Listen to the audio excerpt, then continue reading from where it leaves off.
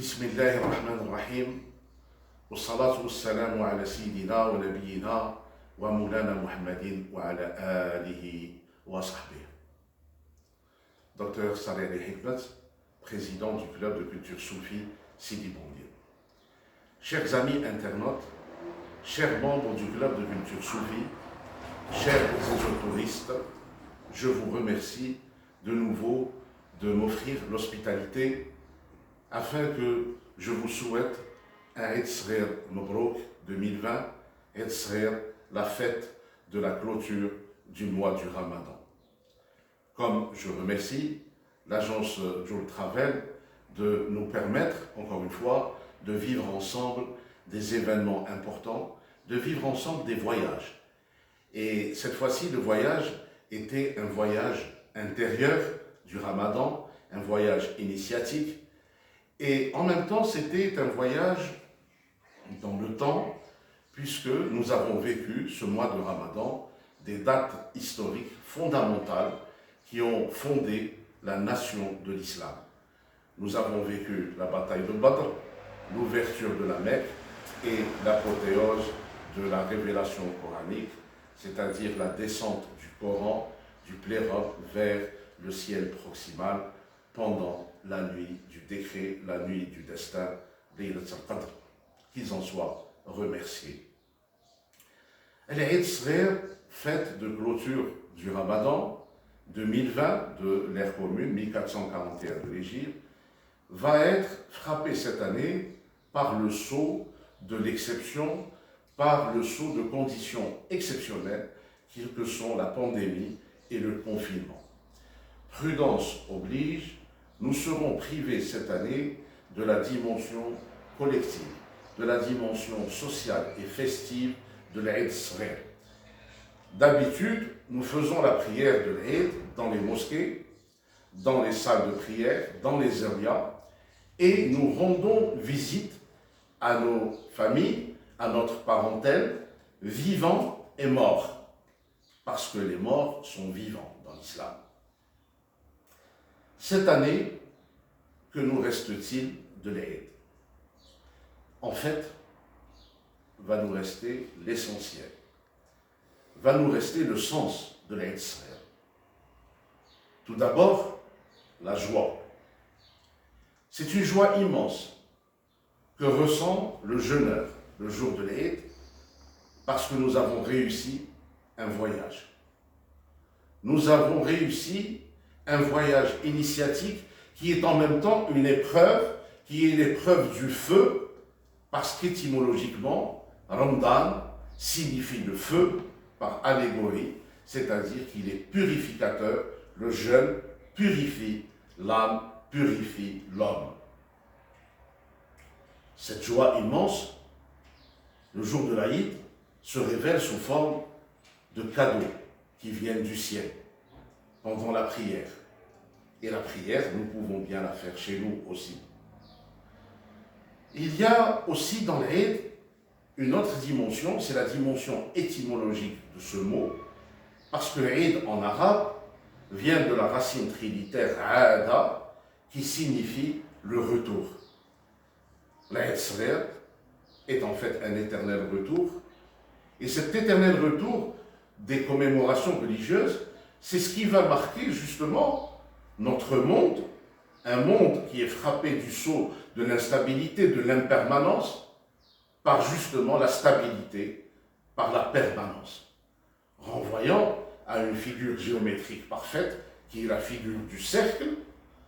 Tous les points sont que des points virtuels, le seul point réel étant le centre, qui demeure, et vers lequel nous devons revenir, malgré tous les accidents et les vicissitudes de l'histoire.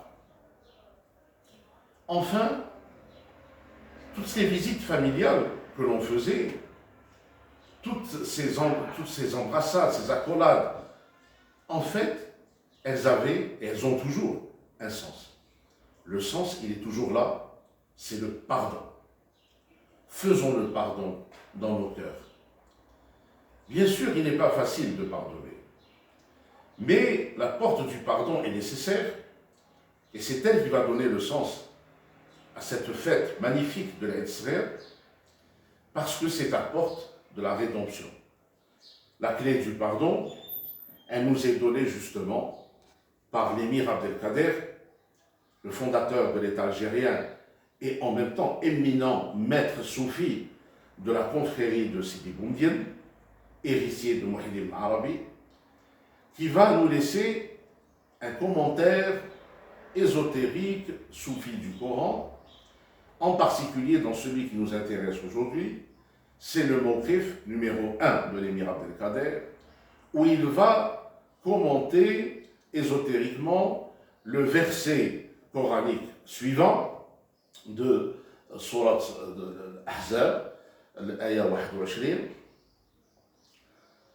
أعوذ بالله من الشيطان الرجيم لقد كان لكم في رسول الله أسوة حسنة لمن كان يرجو الله واليوم الآخر وذكر الله كثيرا.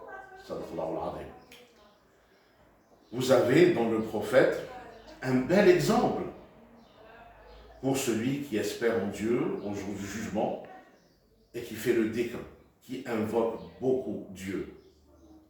C'est le chapitre 33 du Coran, verset 21.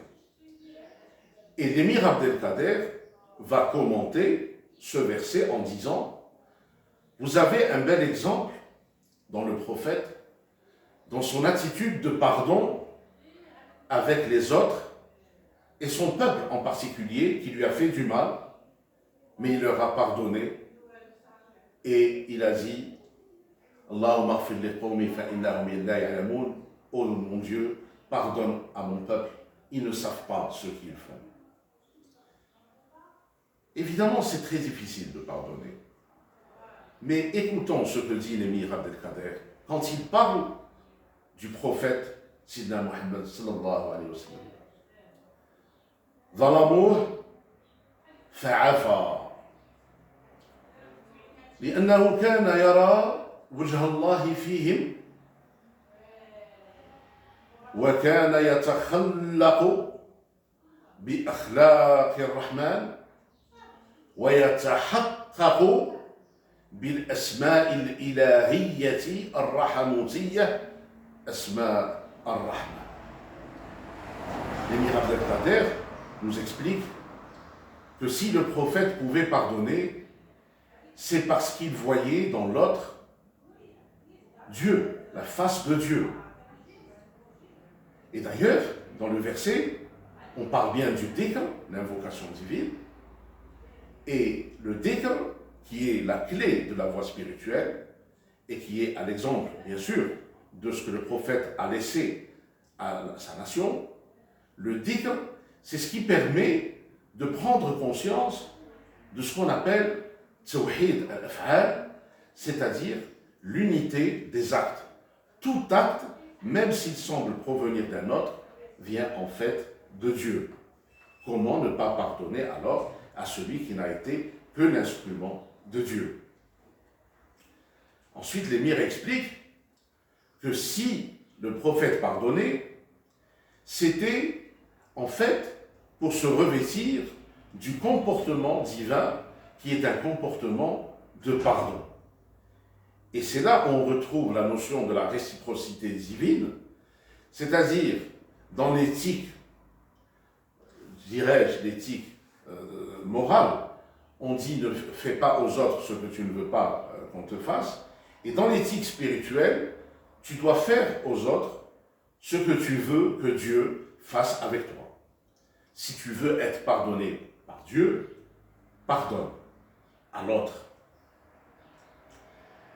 L'émir continue en expliquant que le prophète pardonnait pour réaliser en lui la théophanie des noms divins de la miséricorde, comme Ar-Rahman, Ar-Rahim, Al-Ghafour, Al-Afou et d'autres noms divins qui renvoient à cette notion fondamentale du pardon. Je vous souhaite à tous un Eid Saghir plein de joie, plein de pardon, de solidarité et de protection divine. Que Dieu vous protège notre pays, nos familles, sauve l'humanité entière de ce fléau redoutable, mais qui n'est en même temps qu'une des manifestations de la majesté divine. Et nous espérons de tous nos cœurs que nous vivrons d'autres Eid, Inch'Allah, d'autres fêtes avec toutes leurs dimensions sociales, collectives, festives. Nous reviendrons à nos us et coutumes, mais avec encore plus de sagesse, puisqu'on a réalisé que la religion était une affaire de cœur, une affaire d'esprit. Ayons une pensée émue pour les martyrs de ce fléau et prions ensemble pour les malades, que le Seigneur leur donne la guérison divine. Allahumma ya Rabb al-Nas, arfa' al-bas, washfi al-marid, washfi shifa'an, la shifa' illa shifa'uk, shifa'an la yughadiru saqama. سبحان ربك رب العزة عما يصفون وسلام على المرسلين والحمد لله